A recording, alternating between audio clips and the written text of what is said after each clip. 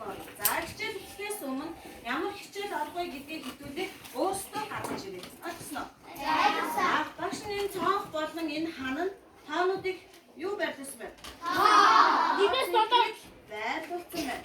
За энэ өмнөх энэ самбар дээр юу байрлуулсан бэ? Өсгөнүүдийг байрлуулсан байна. За тэгэхээр багшийн зааврыг маш анхааралтай сайн сонсно шүү.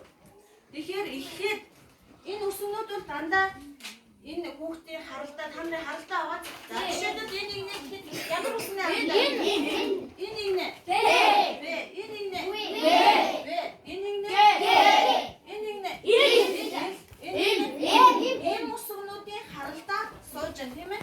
За тэгэхээр одоо ингэж эхлээд үсгээ хэлээд би тэр үсгэний тэр хэдгээр игнээд сууж байна. Яг ингэ бас харалдаа амны өгсөн байгаа даа. Тийм. За гэхдээ учиртай багш нь эндээс зургнууд сонгол. Тэгээд энэ сонгосон хүүхэд хэдгээр игнээд ямар үсгэний ямар игнээд хэдгээр игнээд байгаа гэдгийг хэлнэ. За эхний хүүхэд зэрэн даваа.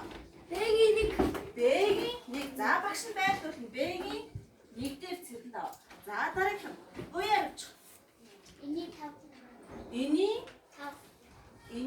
5 дээр уяа явуучих байна. За дараагийнх нь Гоён далай.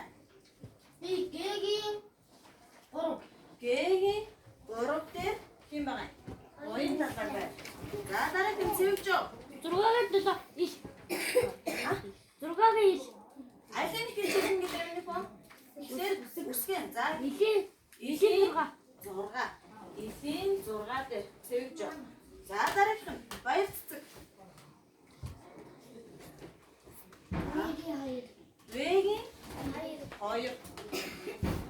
Ханда. Вэгийн 6 дээр. За дараагийнх нь урнаас уяа цонцоолоо. Ихийн 3. За. Дашма. Вэгийн 7. За. Мансаа. Вэгийн 3. За. Дашням. Илийн 5. За, илийн 5. За. За бид нар баярлалаа хүүхдүүд. Бид нар сая юу тогтоож өөрсдийнхөө байршлыг. За сайн байна. Тэгэхээр хэрвээ ингэж хоёулаа сууж байгаа хүүхдүүд